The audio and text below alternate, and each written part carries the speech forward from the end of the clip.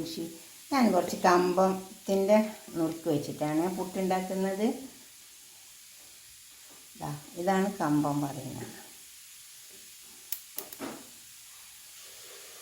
ഇതിൻ്റെ നമുക്ക് പുട്ടിനായിട്ട് വാങ്ങാൻ കിട്ടും. അപ്പോൾ അത് വെച്ചിട്ടാണ് ഉണ്ടോ, ഇത് നുറുക്കുണ്ടാവും. അതുകൊണ്ട് പുട്ട് കൂട്ടാൻ നല്ലതുണ്ട്. നമുക്ക് പുട്ട് പിന്നെ നനച്ചിട്ട് തേങ്ങ ഇട്ടിട്ട് പുട്ട് ഇടാം.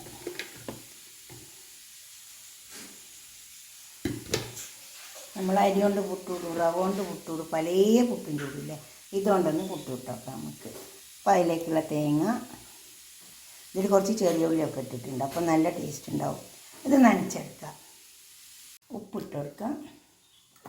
നമുക്ക് ഇതിൽ കുറച്ച് വെള്ളം, കുറേശ്ശെ വെള്ളം കുറഞ്ഞിട്ട് നനച്ചെടുത്താൽ മതി.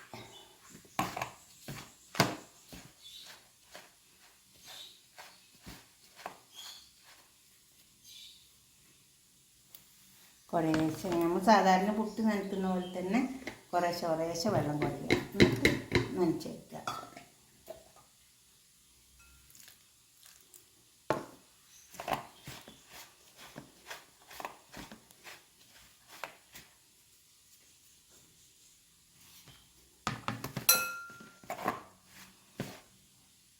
നന പോലെ കുറച്ചുകൂടെ വെള്ളം ഒഴിച്ചു കൊടുക്കണം.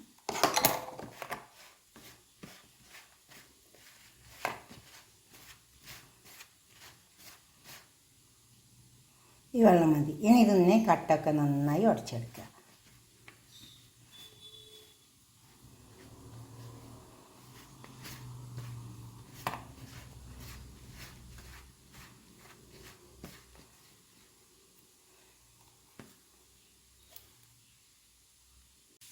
നമുക്ക് പുട്ട് നനച്ചെടുത്തിട്ടുണ്ട്.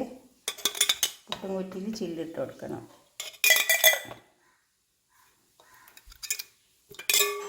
ഇതാണ് ചില്ല്. അതിന് പുട്ട് കത്തിയിൽ, അല്ലെങ്കിൽ പുട്ടെല്ലാം വെള്ളത്തിലേക്ക് പോകും. നമുക്കിതിലേക്ക് ആദ്യം തേങ്ങ ഇട്ട് കൊടുക്കാം.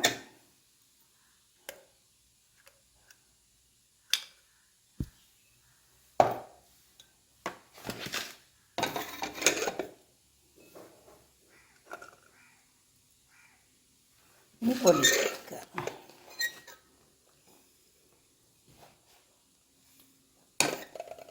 പിന്നെ തേങ്ങ ഇട്ട് കൊടുക്കുക.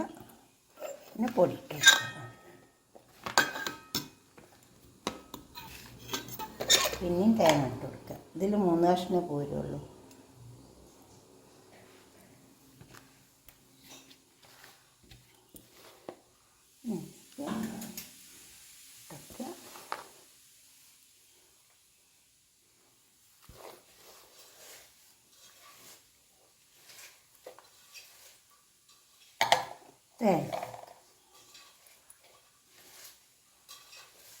ഇനി അടുപ്പത്തേക്ക് വെച്ചെടുക്കാം.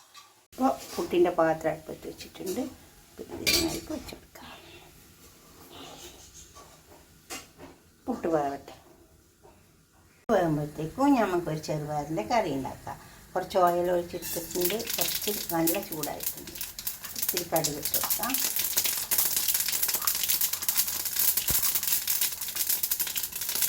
സവാള പൊരിഞ്ഞനരിഞ്ഞതാണ്.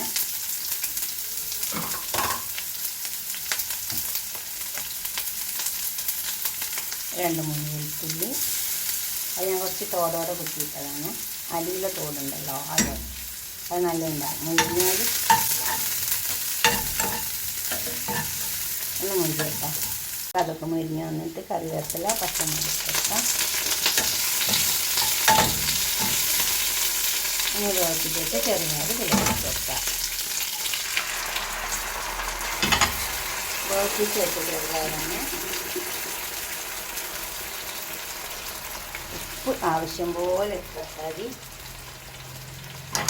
ഉപ്പ് കൂടിപ്പോയത്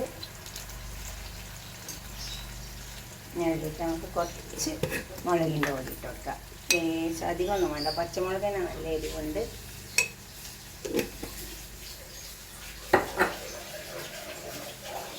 കുറച്ച് മഞ്ഞളുടെ പൊടി ഇട്ട് കൊടുക്കാം.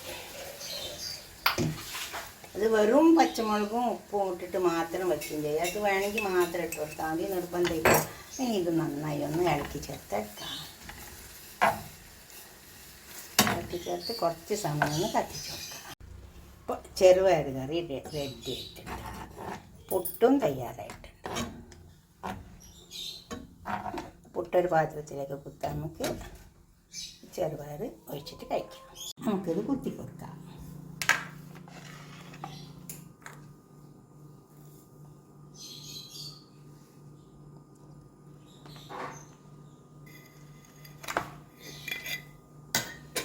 നല്ല ചൂടുള്ള പുട്ട് ഇതിൻ്റെ കൂടെ ചെറുപയർ കൂട്ടി കഴിക്കാൻ നല്ല ടേസ്റ്റ് ഉണ്ടാവും.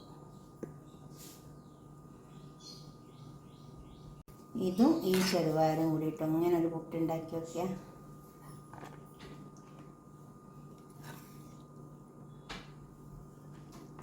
ഇങ്ങനെ ഒരു പുട്ടുണ്ടാക്കിയിട്ട് നിങ്ങളുടെ അഭിപ്രായം നിർദ്ദേശമൊക്കെ കമൻറ്റ് ബോക്സിൽ അറിയിക്കുക. അത് നമുക്ക് വാങ്ങാൻ കിട്ടും. ഈ ഇതിൻ്റെ പൊടി പുട്ടിൻ്റെ ഇത് നല്ല ടേസ്റ്റ് ഉണ്ടാവും. ഇതിനെക്കൊണ്ട് ഉപ്മാവും ഉണ്ടാക്കാം, ചപ്പാത്തി ഉണ്ടാക്കുക, അതുണ്ടാക്കാം, പത്തില് എല്ലാം ഉണ്ടാക്കാം. ഇതുപോലെ ഉണ്ടാക്കിയിട്ട് നിങ്ങളുടെ അഭിപ്രായ നിർദ്ദേശമൊക്കെ ഒന്ന് കമൻറ്റ് ബോക്സിൽ അറിയിക്കുക. ലൈക്ക് ചെയ്യുക, ഷെയർ ചെയ്യുക, സബ്സ്ക്രൈബ് ചെയ്യാത്തവരൊക്കെ ചെയ്യുക.